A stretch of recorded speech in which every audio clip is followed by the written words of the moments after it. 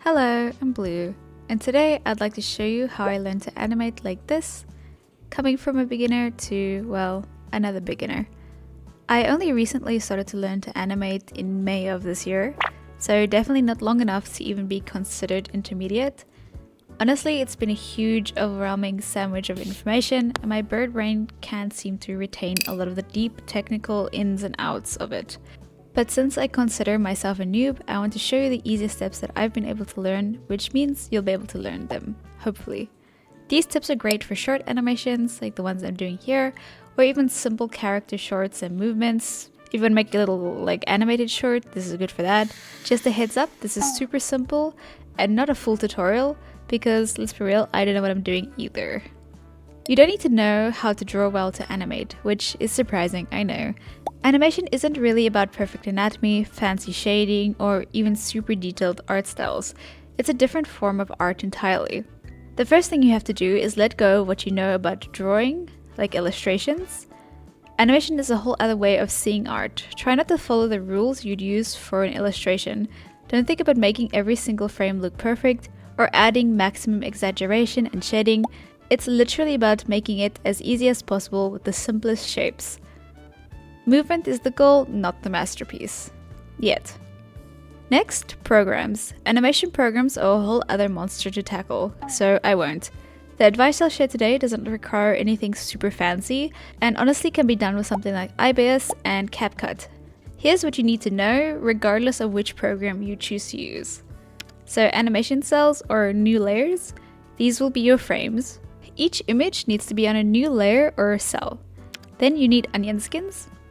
This lets you see the previous image layered over the new one, so it's easier to draw the next frame and continue. If you don't have a timeline with onion skin, you can just use the layer opacity. Timeline. This is where all your frames will sit, and they normally look like this. Any editing program you'll use will have this, or some animation programs have this. All animation programs have this. The Liquify tool. This is very important and is how I am able to make animations so quickly. This makes everything a lot easier and faster. So I wouldn't want to redraw half the things that the Liquify tool takes care of for me. Let's talk about animation principles. Again, this is a new form of art, so you need to be open-minded. It sounds difficult at first, but that's just because you're looking at it from someone that does a lot of illustrations. Once you start getting into it, it becomes a lot easier. The simplest way to plan is by focusing on the start frame and the end frame. This is the main movement you want your character or object to be in. Get those two perfect, and then you add the in-betweens to smooth everything out. This makes it much easier to plan out. My animations will look something like this. Start and end frame planned out, and then I go in and add the in-betweens. The in-betweens are the frames that allow the animation to actually move. So it will look a bit choppy and then it won't. I'm pretty lazy, so I usually just do one frame slightly off the start and then closer to the end frame. I don't really do the ones in the middle because I think this works just fine. Sometimes I'll do a middle if it's really far apart from each other and they need to do a bit slower movements. Frame counting. So how many of these frames that you see here are in between each drawing. Apparently it's very important. I didn't even know this was a thing when I first started, but it makes a huge difference. My animation before was very choppy and I couldn't figure out why, but frame counting makes it run a lot smoother. You've probably seen this little graph that animators use, and this is basically how they count frames. So the frames will be very close at the start and then very close at the end. It's basically how they do it. Counting also has to do with the frame rate, so you've probably seen 24 frames per second, 12 frames per second. This is what this means. So you can animate on ones, which means every frame you're adding an animation cell, which it look really smooth, but it's also really time consuming. You can animate on twos. This means that every drawing is held for 2 frames. So drawing, frame, drawing, frame, drawing, frame. This makes the movement a lot smoother and uniform, and it's the most popular one that people use. You can also do on 3s and then on 4s. But the further you go, the more choppier it gets. Now that you understand counting, you're supposed to mix them in between a single timeline. So you can go 2s, 3s, 4s, 2s. So that would look something like this. I've held on the 2 frames, then I did a 3 frame, 4 frame, and then 2 frames. And if I play it, it's gonna go fast, slow, fast. Like the movement will be, it'll ease in and ease out. Though I'm not like a professional at this yet, I understand a little bit of it. And what really helped me grasp when to use it is to go frame by frame on animations I like, and then count the frames that this animator has used. It's completely unlocked something in my brain and really helps me like visualize what I'm supposed to be doing. I slowed down Minbit's animations on YouTube. They're really cool and she uses like really fast-paced animations. I highly recommend trying this. If you're using YouTube, you can use the comma and the dot key to go frame by frame on a video. And then you can count. I know counting isn't that interesting, but it's very important. Just quickly, I want to like shout out my Patreon. I'm really terrible at like self-promotion, but I am trying to move away from a lot of sponsors, so there's no like interruptions in the middle of the video like this. There are some perks to the tiers, but whatever is released on there will be released on here. Yeah, so I just wanted to like shout that out. Okay, onto the video. Bye. Animators really love their circles. Parts that will move look more natural and animated if they follow a circular movement. The path of the object flows should not be a straight line, but should always be curved in a way. I don't know, it just looks nice. I saw a lot of animators do this, so this is what I picked up from them. So everything in a circle. I normally just have the frames loosely follow a circle. I don't normally like plan out the circle too much, just as long as it's like a slight movement. This is where the Liquify tool comes in handy again. When anything is moving, you want to over-exaggerate it to make it look pleasing to the eye. These in-between frames should be squished and stretched. So, if something is falling down, squish it. If it's taking off, stretch it. When it lands, you can stretch it as well. I just use the Liquify tool to do this because I am lazy. It looks cool and there's probably some logic behind it, but I haven't really figured it out. It just kind of works. My friend Paci taught me this. It's really cool. After you're done a movement, add 1 or 2 frames where the character or object is in the same position to allow it to rest. I do this on 1s or 2s behind the last frame of the animation. I don't know why this works, but it just looks so much cooler. You're supposed to redraw it, but I just use the Liquify tool to scooch it up just even slightly, so then that's the rest. But redrawing the frame again looks way cooler. This is the same trick. At the start of something moving, I will pull it back in the opposite direction of the actual movement, just like one single frame, counted a 1 or 2, ever so slightly, squish it, and then allow it to play. It does like this little like pull back and release. I don't know, it looks cool. The simple little bounce. This is the same principle as a squish and stretch. I think a lot of people do this because it's like the easiest way to make a character like lively. For a small movement in the frames just before the final position, I shift the object up a little bit so it like bounces. It will look like the character is bouncing or reacting. It's cool for when you're changing an expression or making a small movement or having the character make a sound. There's a lot more that goes into animation, of course, but with this little bit of knowledge, I've been able to figure out some basics and do some like fun animations here and there. I think slowing down and studying other people's work has helped the most, along with just practicing, because once I got started I realized it wasn't as scary as I thought it was. Hello, I'm going to show you how I put all these tricks together. I'll be using Clip Studio Paint, but you can use any program. I will show you at the end how I put it into Capcut, so you can understand both of them, but I prefer just using the timeline on Clip Studio Paint since it's easier to arrange, but again, anyone you can use is fine.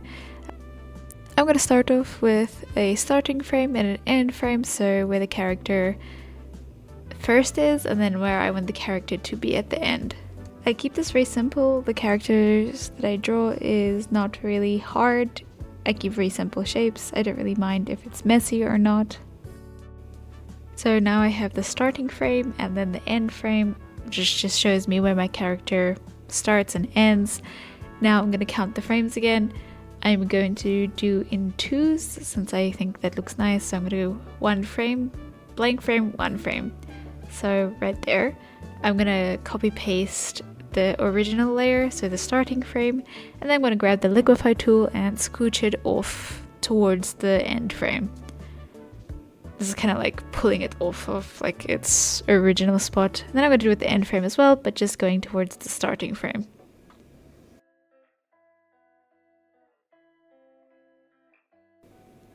And even just having these 4 frames already like has like a nice movement to it. It really like flicks over, which if you really want fast movement, this is pretty good. But adding some in-between frames will always make it look nicer. So that's what we're going to do. As you can tell, there's a lot of copy pasting of the layers. I copy paste the last layer from the starting frame. And now I am going to do the squish and pull. You can see that the movement is in a circle, so it goes up like this. So I'm going to try and mimic that. With the Liquify tool, I grab that and I kind of squish and pull this layer. I also kind of moved it off of that one, so it's like not directly on the last frame. But yeah, it's got like a nice pull now, you know, so it looks kind of goofy, but it works. So now I'm just going to grab the previous layer, copy paste that, and I'm going to do the exact same thing, but it's on like the 3rd frame, so it's a little bit further from like, it's not like the 2s, but it's on 3s, see, like down here.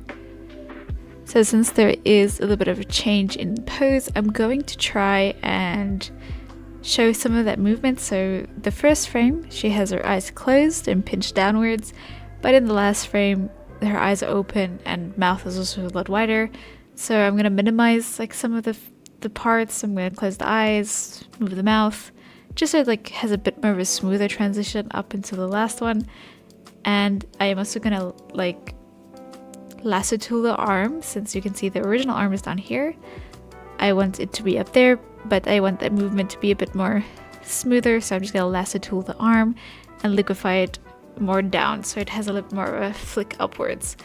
I do that with like everything that I see kind of moves. So her other arm as well starts off not so far away from the body, and then it has to go up a bit. So I'm going to lasso tool that as well. And then, yes, it looks cool. I think I like it. It's a little bit stiff, so what I'm going to do is that end frame, let it like ease. I'm going to copy paste the layer and I'm going to like slightly scooch it off. I'm going to slightly scooch it off with the Liquify tool. I'm doing it on 1, so it's like there's no frames in between, it's just completely on top of each other. Then I'm going to do that with the starting frame as well. I'm going to copy paste it, and just before the movement I'm going to scooch it the other way, like the opposite direction, so it kind of like shoots itself over. Like what I'm doing here, like I scooch it up just a little bit. These little extra frames are like easy to do, and they really make the movement seem a little bit more lively. I try and get the frames like close to each other. So if you would like to do like the little speak, like hop up, like let's say she says something at the end over there, I'm going to copy paste the layer 3 times. So there will be like 3 different frames. And then the middle frame, I'm going to scooch it up a little bit with this Liquify tool, and that's going to cause like a little bit of a bounce, like when she talks. So when she talks, it's going to like, she like maybe says something at the end there. I'm going to show you how I would have done this if I didn't have Clip Studio Paint's animating program. So you would have drawn all these frames. Unfortunately, it's a bit harder because you have to plan out the frames in your own head. So I'm going to save all the frames, and then I'm going to go over to Capcut and I'll show you what I do there. I've put all the frames in the timeline, and I'm going to scooch them up really like a lot closer so they're easier to manage. So the frames are the same in Capcut. See these little like notches at the top here. These are very close to each other. It's with the frame rate of Capcut is a bit higher. So what you're going to do is you're going to go up to video detail over here, press modify, and then go from 30 frames per second to 24 frames per second, and this will allow you to count frames normally. So unfortunately it seems like I put the images in the wrong order, so I guess this one's just going to be from very high up to low. So what I'm doing is I'm just making all the frames in here 2 frames per second, since it's a lot easier to go in and extend them or make them smaller in Capcut. Once I'm done with that and I play the animation, it will still look like the one in Clip Studio Paint, but since all the frames are 2s, I am going to go in and adjust some of them. So I think like the middle clips I adjust to 3s, so I counted on 1, 2, 3 for like the middle clips, and then when I press play it looks the same. So that's how you do it in both Capcut and how you do it in Clip Studio Paint or any other animation program. So as long as you have a timeline that you can count frames on, you'll be able to do this. So this is the end of the video. This video took me forever to make. Oh my goodness, the editing took so long, the writing, the animating. I really hope it helps. I hope it at least motivates you to maybe get started. Like once you get started, it becomes a lot easier. And before I start rambling, I want to say thank you to my Patreons, my channel members, and the amazing fan arts in the back here. They are always super cool to see. I love looking at them. I really appreciate it. But yeah, I hope this video inspires you to actually start animating. I would love to see more people's animations and all that stuff. So yeah, biggest suggestion I can say is actually just get started, because it's a bit intimidating at first, but it gets a lot easier once you actually like start getting into it. So yeah, that's all. Thank you so much for watching. I will see you next video. Bye. My cat's sitting on my stove.